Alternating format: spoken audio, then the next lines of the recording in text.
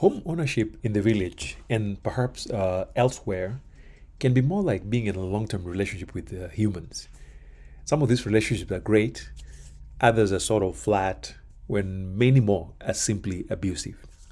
So, in future videos, I will talk about all kinds of amazing relationships that folks have with their homes out there. And I've run into many of those examples. But today, I will narrow it down to some of what I would describe as really abusive relationship that folks have with their homes. Good morning, friends. Welcome back to Karating.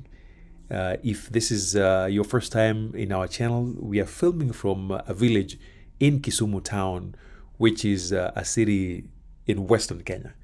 We love spending time in the village, and we talk about all things returning to the village. So if this content interests you, I hope you watch till the end, and I hope you subscribe. But even if you don't, I hope you will be joining us as a regular viewer. Now think about home ownership journey from inception all the way to finish. Thinking about the initial ideas, you want to build a home, you're excited, and you're thinking about the ideas of how you're going to create something in the village for yourself. And then the process might take a short time, but in many cases, it can take years till the day you get into your home. Now, compare this to dating people who are probably less than ideal. In many cases, in the initial stage, there's excitement. You are dreaming of all sorts of possibilities. You've already gotten your drawings from your architect. You've got the renders, and you're looking at the pictures. It's really exciting, and the chemistry is just intense. I call this the honeymoon phase. And as you move forward, this might include visiting your site, assuming you've already bought land or you have ancestral land. You start paying off stuff. You've already bought fencing material. You go on what I would basically describe as dates. And at this stage, not much has happened. And so far, you're really encouraged by the progress as you begin to see immediate results. And then over time, the gloves begin to come off. You start meeting characters that are going to really change your experience of home building and home ownership. And then over time, as you work on your project, you start seeing other equally beautiful or even more beautiful homes. And you wonder whether you actually made a mistake. Like in our case, we actually did not set out to build a flat roof. This is an idea that changed somewhere in the middle after we saw other flat roofs that really looked good. So then at this point, I would describe it as the point where maybe cheating or polygamy may occur, because you wonder whether you made the right choice in terms of home designs, interiors, and many things. So as you move forward, of course, you'll experience lots of ups and lots of downs. And then for a small group of folks, they end up settling and accepting what I would describe as long-term character development. So anyway, a lot of our discussions, I would say in the past, are focused on what happens all the way till you're done building. From this point on, for this particular discussion, I'm just going to focus on what you need to be thinking about as a homeowner after the building process is complete. Because there are things that folks don't think about ahead of time that become massive problems down the road. Now, when I talk to homeowners, I hear a lot. One, I hear many folks who I would describe as jilted lovers who have just been battered by their projects and they can't just wait to be done. Many have experienced bait and switch, so that whatever product they have at the end is really not what they set out for. And a few others are simply just dissatisfied. And so today we are here to fix that through what I will describe as couples therapy. So bring your home and let's talk. Feel free to tell us what your home is doing to you. And my hope is that somewhere, even in the comment section, folks will offer you solutions that could make your work easier. But I'm hoping by the end of this video, we'll probably have at least 1 or 4 options in terms of solutions for you. The first is perhaps we might recommend that you go meet elders, which is basically repairs. Second, we may recommend therapy, which is another name for remodeling. Number 3, we may just recommend that you get a co-wife. Maybe your current house just needs help. That means getting a second home. And in worst case scenario, we may actually recommend divorce, which in home ownership language would mean just selling your home as is or doing a complete teardown. But I hope that is not going to be your option, because selling a house in the village comes with its own challenges. And of course, a complete teardown means lots of losses all the way around. So no matter where you are with your relationship with your house, As is true with all relationships, every kind of connection or relationship requires work. And we're here to keep it 100%. So as you walk into this journey of home ownership in the village, you know exactly what you're walking into. So here are some things I want you to think about as you build or before you build, or if you're a new homeowner in the village. Here's some things you want to keep in mind. Number one, think about your neighbors. Sometimes we have great neighbors. In other cases, we have not so good neighbors. Many of the challenges I hear folks talking about include things like neighbors changing boundaries, accessing property without permission, planting trees. And like my neighbor right now just decided to plant eucalyptus trees almost in the middle of the road heading to my home. So he skipped his property, planted in the road. Obviously, that is not somebody who is looking for peace. And so neighbors can be challenging. So there are many options out there, but the one thing that people forget is to do with your fence layout. I often recommend 2 layers of fences. The one that has to be bigger is the inside fence, which can be a wall, and you want to build it maybe a few feet off the boundary. And then at the boundary, you plant a live fence. So that way you have a gap between the boundary and your actual wall. If you need repairs, you've got space. But if you build your wall exactly on the boundary and you have terrible neighbors, you will have big problems fixing your walls if they have to be repaired. Now, number 2, the people that help us, often the workers, whether they are permanent employees or people who come on a daily basis. Some come to help with cleaning, help with repairs, pets, and things like that. And this group of folks can be massive headache. Sometimes things disappear, they interfere with neighbors, they are the ones who can actually bring goons to your home. So all sorts of things can go wrong with this group. I recommend, if you don't live at home and you don't have a good support network at home, use professional companies to hire these folks. And even so, you can't be too comfortable because even those professionals can be a problem. Of course, make sure you have a monitoring system, including CCTV. And be sure that nobody can predict your schedule. You show up whenever and you leave whenever. Nobody knows exactly where you are or what you're doing. Number 3, think about regular maintenance. Nothing built by humans is meant to last forever. Whether you're talking about roofs, plumbing, paint job, walls, waterproofing, drainage, all these things require maintenance. The bigger issue I see with those of us who build in the village is that we often wait till things are falling apart, then you fix them. Don't do that. You need to have a sense of the longevity of whatever it is that is in your home, whether it's the solar systems, if it's a battery that is meant to last for 7 years, and then it takes you all the way to year 8 and you're still sitting pretty. Obviously, you're looking for problems. So be sure to know how long things are supposed to last and then address problems before they occur. For example, with roofing, there's always issues with leaks. What I always do is, especially during rainy season, I send one of my folks to go up in the attic to just scan around and take a look if they see something, so that I'm not waiting till my gypsum boards are falling apart. So always check and address problems before they occur. And the same also apply with power systems. Those wires are not meant to last forever.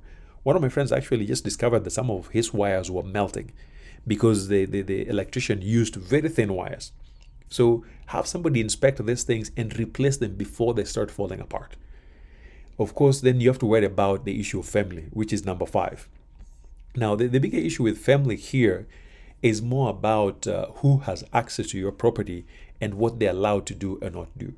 Many of us have family back still in the village, and for me, when I leave, my mom has access to it, my siblings have access.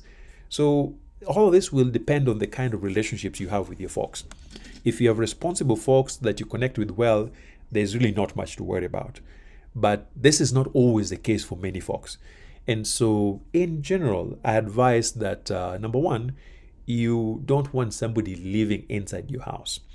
It's best if they come in and go, depending on why they need to come in. For example, you may have somebody who needs to come in and open up the door so they can clean. That's fine. But generally, when you have folks living in your house, you start dealing with things that are not necessary. And so they can live within the property, but not necessarily in your house. However, under different circumstances, let's say you have great folks, that's not a problem. And so just make sure people have an understanding as to what needs to happen and what does not need to happen. And especially when it comes to maintenance, I'm personally very particular about what kind of plants go where. So my mom, for instance, knows that when she wants to add additional plants, she just check, hey, by the way, do you mind if I plant this tree right here? And it might seem something very simple, but here's why that's important. There are areas within our property that I've specifically left for play items, like where I want to build a swing set for kids. If you go and plant a eucalyptus tree on that spot, then that's already a problem. Or there are certain plants that may be very problematic if they are planted close to the house because of their roots. And so I'm very particular about which plants go where. I don't just throw things randomly. In fact, most of the plants on my property I've actually either planted it myself or my mom has done it. But in each case, we often discuss and agree what goes on where. You will notice along the fence, I have very specific plants. Many of them don't have like big roots that break walls. And then as you move closer, I leave different open spaces, like there's a space for playing volleyball, there are space for kids to play, and then at the back we can put like an outdoor pool and things like that. So you just want to make sure that everybody is clear on their roles and you're constantly communicating. Now, this point number 5 actually is linked to number 6, which has to do with the plans. One thing I notice in many homes is that we don't often put sprinkler system. If you can, please do so, because the weather is so unpredictable that sometimes you just never know what's going to happen. But if you don't put a sprinkler system, I encourage folks to put water points all around the house. It makes it very easy to water plants that are in places that are covered. Like, for example, I have plants on the front porch. When it rains, those plants don't get water. And because I have water taps right next to the house, I simply need to plug in the hose and water them. So be sure to have water points around the house. And those same water points and sprinklers can actually help whenever there's a fire. So do that. And then, again, also be careful with animals. A lot of the times, if you have domestic animals like cows and goats and sheep, those things destroy plants like you wouldn't believe it. So you need to make sure that there's some sort of control, or you may need to separate where the animals live versus where your main house is. Because it's very hard to do proper landscaping with domestic animals because they really destroy plants. So be careful about that. And oh, by the way, I just found out that our dogs really like destroying new trees. And this is part of my challenge with letting the dogs out free running around and supervised. And so it's gotten to the point where we have to really restrict where the dogs are, or they have to be supervised anytime they're outside. But yes, dogs can also be very destructive because oftentimes we think of livestock as the primary animals that destroy things. But no, dogs can also be very unproductive when it comes to maintaining plants.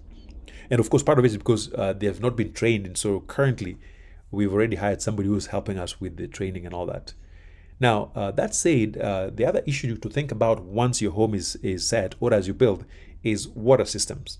You're thinking about drainage, where the water from your roof is heading, whether you have an underground tank, whether you are directing it outside of your home. You're thinking about all the pipes, both inside and outside the house. And of course, things like meters.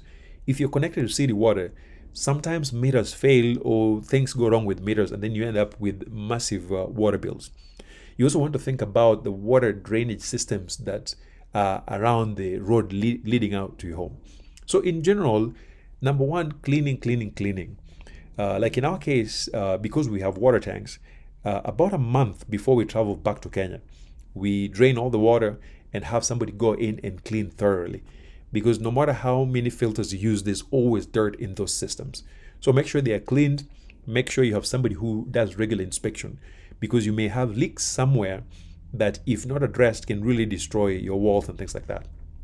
And of course, the issue of water is connected to number 8, which is the road next to your house. Sometimes you've got plants that overgrow. Sometimes the drainage on the sides of the road gets filled up. So you have to maintain those roads by yourself in the village. In many cases, the city folks just do the main road, but the small roads leading to your home, that's going to be your work. If you can build something permanent using concrete and all that, it'll save you a whole lot more problem. But beware of problems with politicians and other neighbors. Sometimes when you start doing projects like that, politicians think you are a competitor when you're just minding your own business. So beware of that. Noise might be an issue mostly when there's funerals or what they call a disco matanga. Sometimes it's churches. There's little you can do about it, but it's never usually a big problem in the village because it's a once in a while thing. And then, of course, the last one is safety. Most villages, especially in Karateng where we live, is very safe. So nothing really to worry about. But petty thieves can be an issue. So just make sure you have multiple layers of security, including walls, electric fence, alarm, dogs, and of course, some human that keeps an eye on what's going on. So the goal is deterrence. Deterrence. Well, I hope this was informative, and I'll see you in the next.